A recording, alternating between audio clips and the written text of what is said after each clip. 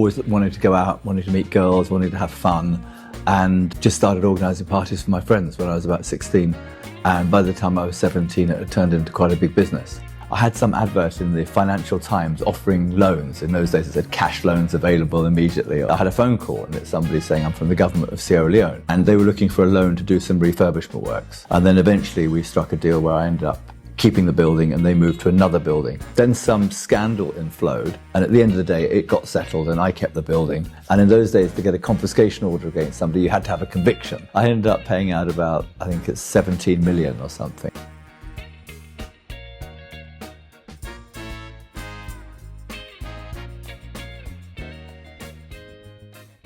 Don't be sad, don't be lonely. Don't you know that I love you only? Just be mine, and I'll be yours forevermore.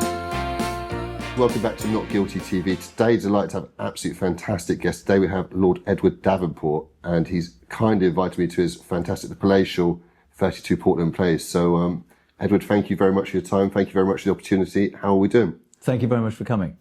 It's an Nice to meet you. pleasure. So, how are you generally, though, sir? Everything all right? Everything's amazing, very good. And it obviously started quite early. At school times, you ended up getting into the sort of the hustling entrepreneurial spirit, selling clothes at markets in London, did you? Which is, Absolutely, I've definitely been an entrepreneur and since so how did you manage to do that, though, from going to school in Farnham sort of ways to end up hustling on the markets in London? How did that happen? I was a weekly boarder, so when Okay. I was 14 and 15, I used to come up to London and ran a stall in Portobello Road selling trinkets I was able to buy slightly cheaper and resell them for a small profit. No, so you always Things that young people like, you know, very young in those days. I kind of had a reasonable eye for what people wanted, and it was just sort of something I used to do at the weekends to make a bit of money. Fantastic. So your parents, they lived in London, did they? Growing up? Yes, my parents lived in London. Okay, fantastic. I'm sort of Anglo-Irish, so I've got some Irish background, but I've always lived in London. I did see. So, so obviously that went well, and that sort of set you on to going into the gatecrasher parties. Like, how did that all start? So that was around 16 years old, was it? Yes, exactly. So I was just always wanting to go out, wanting to meet girls, wanting to have fun, and just started organising parties for my friends when I was about 16. And by the time I was 17, it had turned into quite a big business.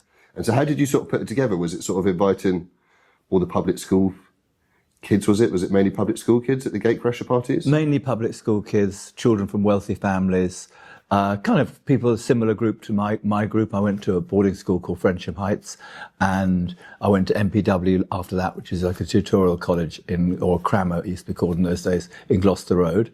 And just friends from school, and then that just got to friends from other schools and friends from other schools. And we ended up with this massive following, and we were able to get 20,000 people to come per party. Jesus. And so it started, the original ones, were they at your parents' houses or something like this? Probably the very, very first parties were at my parents' house. Of course. But that was almost before I was 17. Yes. I think by the time I was 17 and organising large parties, we moved on to renting nightclubs and venues that would have us. Anywhere which would have us, basically, which was big enough. So we used things like big circus tents in the end in Battersea Park, and when there was, I think it was a big circus somebody had on, and you know, after they'd finished that, we rented a circus tent for a long weekend or something and did parties there. And we used to do them in country houses, again in marquees or circus tents. And we found a few exhibition centres and a few big places which would have us. And there was a place in those days called the Hammersmith Palais, which was a dance hall kind of nightclub. And that was about 3,000 capacity. So we used to try and do 2 or 3 nights that we could do like a Monday, Tuesday, Wednesday there. So we could get the sort of big ticket sales still. And we were able to use it in the weekdays. Yeah. And I can say I've been organising really successful parties for more than 45 years now. Indeed. And so how long did the gatecrasher stuff ended up going on for then? The gatecrashers lasted about 8 years. So, I think it wasn't really called gatecrasher when I was 16. 16, I was just organising house parties. And then 17, I was just organising parties as Eddie Davenport's party. And probably when I was about 18, 19, it became known as the gatecrasher. Yeah. And then that lasted itself till I was about 25, something like, just up 24, something like that. And you ended up getting it in the news and write-ups and stuff like this, didn't you, at the time? And got some sort of notoriety? Yes, so I became quite famous when I was younger for organising parties, especially once we were doing the gatecrasher balls. Yeah. Because the gatecrasher balls were big, they were young people, they were affluent young people, they were decadent, and they were kind of wild, debauched parties. And I was very, very young, so it was all an amazing fun. And so from those we became well known. We got more and more publicity. Eventually, probably it died out because we almost had too much publicity. Yes. And slightly the wrong crowd came along. And also my friends got older, so I mean, we were attracting the young people who were our own age group, and we got older and people wanted to do a different type of party. So the gatecrash lasted about 6 years. So at the time, were they sort of quite shocking then, all the debauchery to the public and that? It was very hyped up in the media. Was it? And with those days That's you what had... media do though, isn't it? So Yes, that must be good for you though, in terms of marketing at the same time. Yes, it was good because we got the publicity, we got more people from every school up and down the country wanted to come. We were able to do them in different cities and different places and have kind of well, they weren't called agents, they were called committee members, which were tended to be somebody at a school in a different area where we might not know somebody. So we were able to expand that way, organically, but people would contact us and say, you know, they'd heard about the parties and they've got a group of friends who are up in, I don't know, Winchester or Leeds or wherever they were, and they wanted to do something. We were able to kind of use that to network, word of mouth still, same group of people, but from different parts of the country. So we had a completely nationwide following for those parties. When that ended, sort of came to an end, you end up getting into the property and nightclubs, is that correct? And sort of business in itself? Yes, I think I just went into business after that, and prices were cheaper in those days. There was a slight downturn at some stage, and that's when I started to buy quite a lot of property. Okay, so around London, and that was it? All the property I bought was always in Mayfair, all in W1. Okay, fantastic. Predominantly I was buying in Mayfair and also W1, like Portland Place, where we are sitting at the moment. My properties were booming in those days because the market was going up. I was able to change the use on some of them. I was able to change the leases on some of them. And they were in a really, really booming area. In Mayfair was booming. And then I had an administration office in Monaco, which was like a private office for me. And I based myself in Monaco for tax reasons for about 10 years. Well, of course. And so you just mentioned there the Portland Place. So when was it that you ended up acquiring Portland Place? And talk to us about the story about how you ended up to acquiring it. Sure. Portland Place has always been one of my favourite streets, even though I didn't own anything here. And I was trying to buy properties, trying to find deals to do, trying to make money, as well as doing the parties. So I had some advert in the Financial Times offering loans. In those days it said cash loans available immediately or whatever. And then it attracted people to call me, really. And then you'd talk to them and see what they needed and either like lend them the money if it was possible or try and buy something from them. And one night I was just sitting in the office, funnily enough, in Monaco, and I had a phone call, and it's somebody saying I'm from the government of Sierra Leone. And actually, originally I thought it was a hoax phone call. I was like, well, you know, I pull the other one. Why is the government of Sierra Leone calling me up for a loan? But anyway, we carried on the conversation, and they explained that they had a civil war in their country. They'd run out of money. They had a number of issues with their embassy in London, as well as not being paid. They hadn't been funded at all. They hadn't had money coming from Sierra Leone. And the building had fallen into disrepair. And they'd been served a notice by English Heritage forcing them, which was embarrassing them, I think, more than anything else. I mean, it should have forced them to do the works, but they were obviously diplomatically immune. So they kind of had just been putting it off. But they were feeling uncomfortable about that because a lot of the building had become uninhabitable through lack of repair. And it was a listed building. And they were looking for a loan to do some refurbishment works. So that was my initial phone call with them, which, as I said, in the first place, I thought was a hoax phone call and somebody just ringing me up, winding me up, saying, you know, there's a civil war going on, and we're from some African country, and, you know, we all want some money. And I was telling my friend, I think, that night about it. He said, oh, they're just trying to con you. You know, it's one of those Nigerian call centers calling you. And I'm like, no, I don't think so. It sounded quite real. So anyway, the next day I called my friend in London. I said, can you go and have a look at this building, embassy? And he went round and had a look and described it as this very derelict looking building and, you know, dirty windows, rubbish outside kind of thing. And so then I called them back and said, like, you know, when I'm in London next week or something, I'll come and have a look at it and come and meet you. So from there, we had like meetings, sort of endless meetings actually, because there was all sorts of problems with it, including they didn't have the title deeds, they didn't have the authority to sign something. And it kind of went on for like months and months and months with, whenever I was in London, I'd go and see them, have lunch with them and see what we could do. And during the initial period, I was giving them some money to keep them going or to make a few minor repairs and things. And then eventually we struck a deal where I ended up keeping the building and they moved to another building, which was also my building for a period of time. Fantastic. And so you end up taking part of it, then lease, and then eventually you end up... It was in different parts, actually. It was a long process. So initially I just gave them some money and we kind of started to get along. And then I bought a part of it, which was at the back, where they did have the title deeds for, and the documents they had enabled them to give me a lease for 20 years. So I took a 20-year lease on a very small part of it at the back, and I refurbished that, and it was some flats. And then the need for them to have money kept carrying on. So we kept the discussions rolling. And then eventually, when they felt like it, they had the right documents and they had all the right authorities, I met with President Kaba and the High Commissioner, and we agreed that they would move out and I would take over that building and they would move into another building, which I would provide them. Then some scandal inflowed, and they were like a different group of people got in power. They didn't like the deal. They tried to set it aside. And at the end of the day, it got settled and I kept the building and they kept another building, which I put some money towards. Are you willing to reveal how much you ended up acquiring the place for? It's quite difficult to say an exact figure because it went on for such a long period of time. I think everyone got lost as to who'd spent what. I mean, there's this 50,000. I saw they said it was there's 50,000 price, which 50 or 75,000. They said it was. Yeah, 50 or 75,000 always gets banded around, and that is actually the sort of headline figure on the deal. But over a period of time, I had given them other money and I had provided them with other accommodation. It was a very good deal because eventually the law changed more and more that it became possible to buy the freeholds of these buildings. So when I was in negotiations with them originally, it was a 58-year lease that they had, which did have less value. And then once I'd acquired that lease, I was then able to buy the freehold. And who owned the freehold then? The freehold was owned by one of the big estates of London called the Howard de Walden Estate, who are very, very reluctant to sell freeholds, but they are forced to. But would you say that you were quite a ruthless businessman at the time? And do you think you have to be ruthless in order to be a good businessman, would you say? I think I'm quite price conscious. And I would say that I do understand pricing and value. And with property, because I need to buy property in one area, I do know the angles and, how to extend a lease in that area or how to change planning in that area. So it was an area that I'm very familiar with. And it's an area that I understand the prices much more than other people might. Indeed. And so obviously from acquiring Portland Place, then you've certainly used it to its fullest over the years. And so after acquiring the building, I was really fortunate because it's a massive, massive building. I'm a single guy. I'm a single guy. And I was able to throw massive parties there.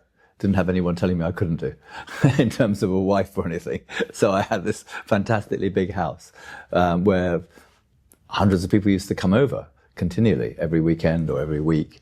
And we did filming there, including The King's Speech, which is an Oscar-nominated film. We did a lingerie advert with Kate Moss, and we did the Amy Winehouse rehab video. Yes, so we were lucky that we got the big names there. And we had 20 years I was there for, and it was 20 years of fun, yeah.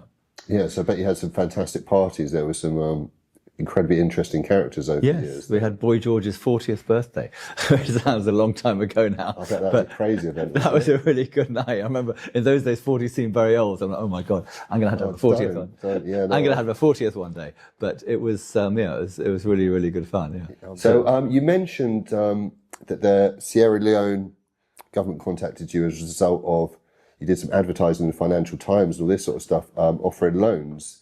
Talk to us about this business then, because obviously this has been shrouded in controversy over the years. Obviously, tell us what you want to, or shed light on what the actual truth of the whole thing was. Sure. So as an individual, I was providing loans to people who wanted to buy property or sell something, or I lent money on art, on a Picasso, on valuable watches, on different things, just sort of had some connections in the casino business, family connections in the casino business. So I had these kind of characters who I knew and used to come over to my parties sometimes, but they were all crazy gamblers. And so sometimes there were loans made here and there. And that was my business. And it was successful. And I guess to a certain extent, I still do it. I mean, even where I live at the moment, I've got money I've lent to friends, or property where I put money in and getting a percentage of the uplift back when people sell it. So I still do that. And that business is still successful and ongoing. Of course. And so the media sort of version of events has sort of went on. They said that, and from the outset, I thought that if it was how they said it, it was a very smart fraud if it did go on in terms of a fee. Advanced fee fraud. Advanced fee fraud, yes, for people looking to acquire huge business loans. And was there any sort of truth in that? Did you sort of take advantage of that scheme at the same time? No, I don't think those courts are awfully good at hyping things up and seeing things the way they want to see it. And unfortunately, that was at the beginning of when confiscation came out. And in those days, to get a confiscation order against somebody, you had to have a conviction. So they wanted some money to confiscate some money of mine, and they went all out to get a conviction. And I'm pretty still something that I am appealing. It's still something that I'm upset with, that I got that conviction, and I don't agree with the conviction at all, because we weren't even allowed to put in loans that I'd made, which was completely wrong, because I used to make loans myself, and I had made loans in that period, whereas the way the court wanted to see it is, there were no loans made by Gresham Finance Limited. Gresham Finance Limited was a company that I had originally owned, and it was called Gresham or something Limited, but something different in those days, and I'd owned it with the purpose of doing something else with it. That hadn't materialized. So there were some people I knew who I'd sold 50% of it to, who were then going to run a business within using that company, which they did. And I did receive 50% of the profits from that business, but I put money into originally. Yeah, so if you're actually giving out loans to some people and then turning them down to other people, that's your prerogative. There's nothing illegal about that in any sense. I think what happened is Gresham itself, after I'd sold it to these characters, hadn't made the loans it had promised in certain circumstances. So that possibly was correct, but it wasn't something I was aware of. I mean, I might have been was surprised when they said, we're going to make 100 loans this month or something. I mean, that sounds a lot, but, and I kind of turned a blind eye to whatever they're doing in the company, because I was just receiving a percent of the profits. Yes. So I had turned a blind eye to that. And even when you hear what they did, it doesn't sound anything like as serious as they make it sound in the court. And so you ended up getting a 7-year sentence, is that correct? Yes, correct, yeah. And which got reduced on appeal. Yeah, what did it get reduced? Oh, you got a year off, did you? I got 1 year off on appeal, yeah. And so you end up serving that time in Wandsworth, did you? Yes, correct, yeah. And how was it? Obviously, unfortunately, I've been there, and it's not a great place to go, especially coming from the sort of lifestyle you're used to. How did you find it? It wasn't. I mean, it was Wandsworth Prison. It was okay. I had to have a kidney transplant while I was there, so that took up a few months of it. And I had this confiscation going on all the time, so I was kind of quite busy dealing with that. Yes, that must have been a lot more stressful than the actual time you were serving, was it? Worrying about how much money they were trying to take while you were locked up. Yeah, the money was the worst bit for sure, because I ended up paying about... That's what I was going to ask. What was more painful, the money they took or the time you served? The money is always the most painful bit. I ended up paying out about, I think it's 17 million or something. Jesus and then Christ. On appeal, it got reduced. So I did get quite a lot of money back. It got reduced to like 7 or something, plus something. But it got reduced to around 10 million. And in terms of the prison itself, then you didn't have any sort of bad or violent skirmishes or anything like this? You managed to sort of swerve your way through without any sort of serious incidents, did you? I think somebody tried to steal a watch off me once. Yes. And then it didn't get stolen, but then I ended up getting it confiscated by the prison. Did you go in there with a nice watch? Did you go in there with a nice watch? It was a very expensive watch, yeah. I stupidly went in. I think I went in with one watch, and then I checked that one out, and then somehow acquired another watch while I was there. And then, anyway, eventually the watch got lost, but that was more to do with the fact that it was like somebody tried to steal it. It didn't get stolen. And then at some stage, my cell was searched, and they took my watch and said, we're going to keep it for safekeeping. And then when I left, I was obviously in quite a hurry to leave. I was like, okay, well, can I have my watch back? They're like, we can't find it today. So then I was like, yeah, I'm just going to go. So I saw that you I didn't get that back. Well, never mind. I think I wrote to them once and said we got it and never got a reply. And so you ended up getting a year off your sentence on a compassionate reduction, was it? Because you ended up having kidney problems while you were in there? I think I got some time off. I got 1 year off on compassionate grounds. And so was it a serious kidney problem at the time? What was it, from drinking too much prison hooch, or? No, it wasn't from prison hooch. It was an ongoing... You ongoing... have a favourable doctor, or what was the case? It was an ongoing kidney condition I had for a long time. Hopefully you've addressed it now. Is it still ongoing?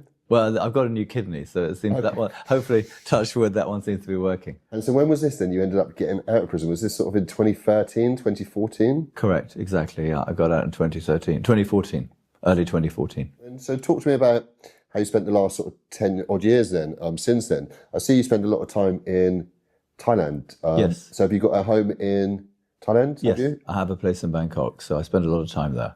Okay, fantastic. So I kind of gave up with Monaco after the court case, actually, partly because I was based in Monaco, and Monaco over time became stricter, had more rules and regulations, joined up with all these banking legislations, joined up with all these new rules and regulations.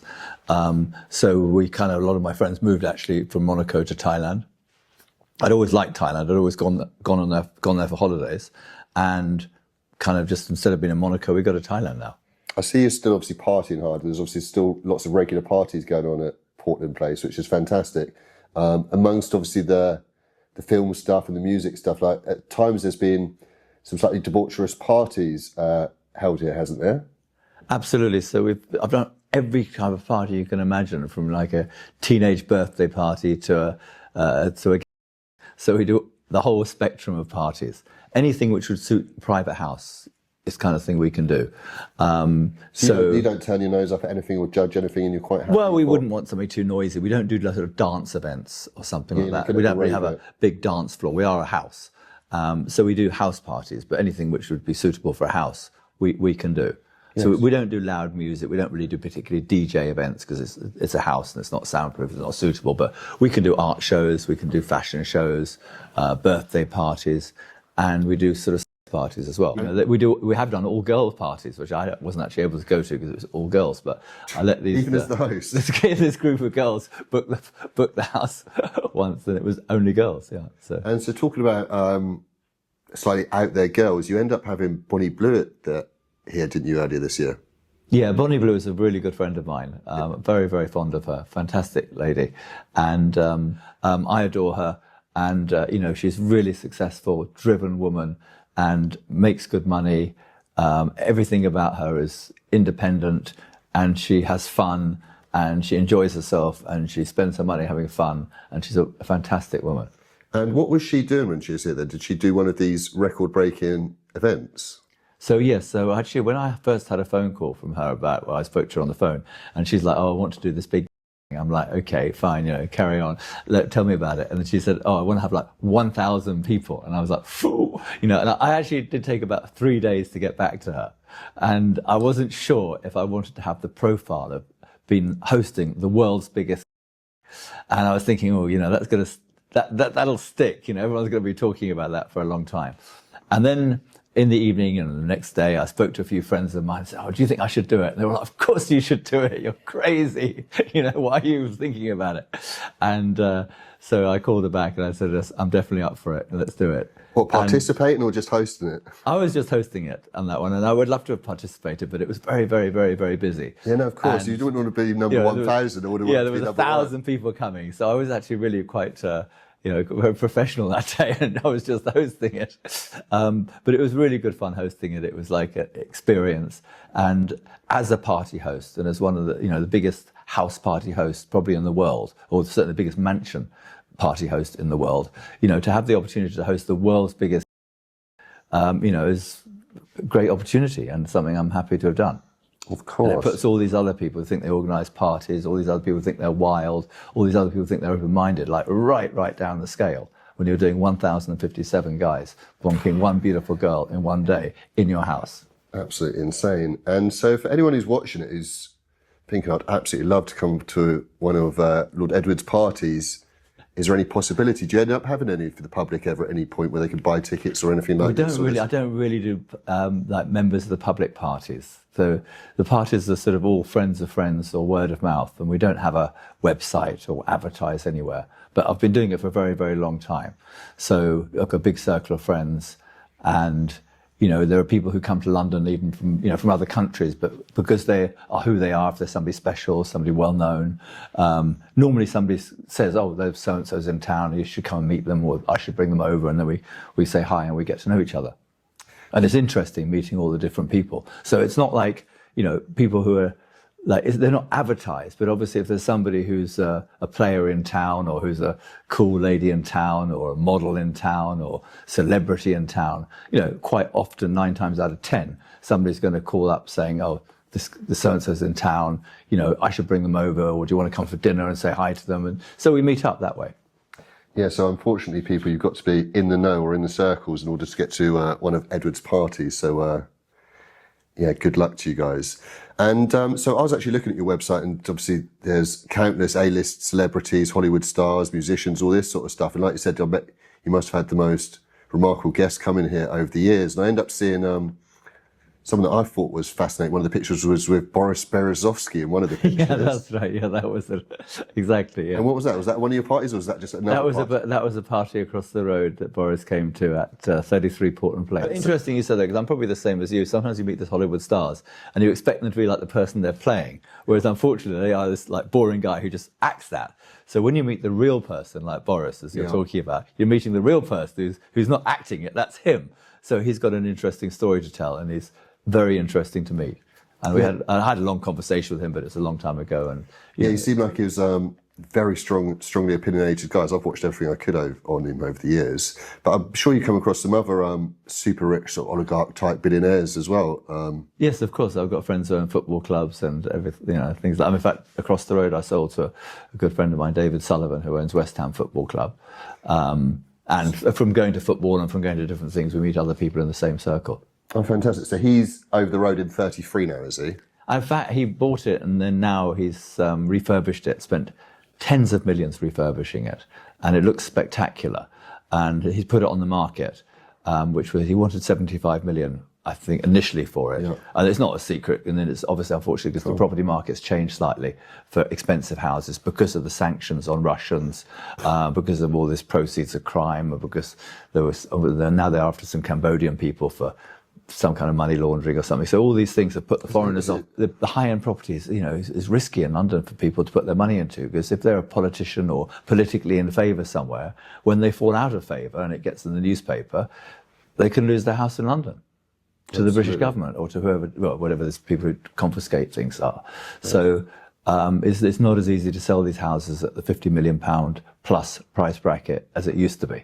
And I'm sure you're never planning on selling this house anyway, are you? No, we're just going to carry on doing parties here, I think. It's like more fun. Of course. And so you mentioned obviously you spend 6 months of the year in Bangkok. Do you manage to sort of satisfy your need for partying out there then? Do you hold parties out there? Yes, absolutely. I did parties in Bangkok. And you've got quite a grand place out there as well? Or? I've got a penthouse, so we do parties there, or we were doing parties there. But normally I have an English friend whose dad owns a boat, actually, but it's we use the boat for parties. So I do boat parties there. Slightly different, more sort of Instagrammable boat parties, which have a DJ on the boat and, social event. And it's very good fun, yeah. And I have looked at putting money into nightclubs and things in Thailand, but it's very, very competitive in Asia, generally, because everyone there wants to make money.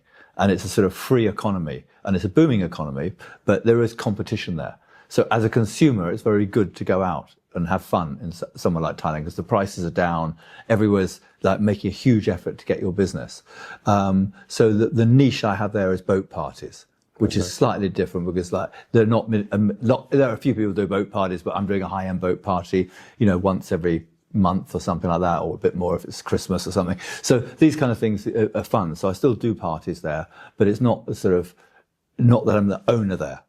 I'm just doing the party to be social, improve my network. When there's something like polo on, I take a big group to the polo. So the high-end Thai and Asian events I go to, and I normally take a big group with me. Whereas in London, I'm the owner of a mansion. So my mansion is used for parties, sometimes rented out to other people, and sometimes I'm hosting them myself. Can you speak Thai? I'm not. I can briefly, but I'm not really fluent enough in it to sing the Thai national anthem or whatever the criteria is. It's got a high level of Thai you have to speak. No way. It's all right speaking Thai enough to get away with it in a bar, but it's a different level of Thai you have to speak to actually be Thai. Oh my God. And so talk to me as well about your current business interests, Edward. Are you still as busy in business today as you were in the past? Yeah, I'm very, very busy with parties, but the parties are more for fun than anything else. And I own the properties, so, if they go up, that's good. I make some money. Unfortunately, they've gone down a bit recently, so probably on that side of it, it's slightly down. But I just bought a big art gallery that I'm refurbishing at the moment. So something like that. I mean, prices came down a bit. I was able to buy this art gallery very cheaply. So that's something I'm refurbishing. It's like a wine bar art gallery. Sounds very nice. Big Where's location. In the West. All my properties are in London, W1. Fantastic. And so what, you're looking to reopen that in 2026 or? Yes, exactly. So that's under refurbishment at the moment. So. Okay. Yeah, well, and that was like, I mean, it was unfortunate because we bought it cheaply, which is good. And then the tenants, which were one of them was an art gallery and the other was the offices. One of them went out of business, so we got quite a bit of the property back, and then we negotiated to get another part of it back, and now we're refurbishing it. Fantastic. That sounds very exciting. So I'd like to come down there for sure and see that. Yes, we've been organising art salons, which are in the house here, which are popular events because you can invite a big variety of people to them. Whereas, some parties are sort of quite niche. Maybe we're going to a sex party, you can't invite everyone to it. But so the art salon is quite a broad spectrum of people, and I've got to know a lot of artists and a lot of creative people from that. And the art gallery will be a really big thing when it opens. Fantastic. Well, hopefully one day I'll be able to come to one of your parties, and hopefully it's this art gallery as well at some point. Sure. But definitely, we'd love to have you. Indeed. Well, I'd like to obviously really thank you for your time today. And at a certain point in the future, I'd love to do sort of a day in the life with you or something like this, where I sort of followed you around in one of these interesting days where you have one of the parties, and because obviously you live the most normal. Hectic it is. Yeah. Well, you live the most remarkable life, which has probably been normalised to you because you've been living it for so long. But to the outside world, it's absolutely fantastic. Like I said, I'm a massive fan of all you've achieved and the way you live your life, unashamedly. Living it the way you want to live it. It's very commendable, sir. So I'd like to very much thank you. Hopefully you can make it one day, yeah. Well, fingers crossed. But I'd like to very much thank you for your time today. And for people who are watching, where's the best place to reach out to you on social media? Is it Instagram, would you say? These days, a lot of people use Instagram, so that's the best place to reach you, would you say? Absolutely, but most people can find me if they want to. But guys, even if you don't want to reach out, not too many people reach out to me. We're already quite busy. You should certainly be following him if you're not reaching out to him. So all of Edward's links will be below in the description box, guys. So please add them up. But again, I'd like to very much thank you for your time and the opportunity, and invite me into your beautiful home. Thank you for coming over.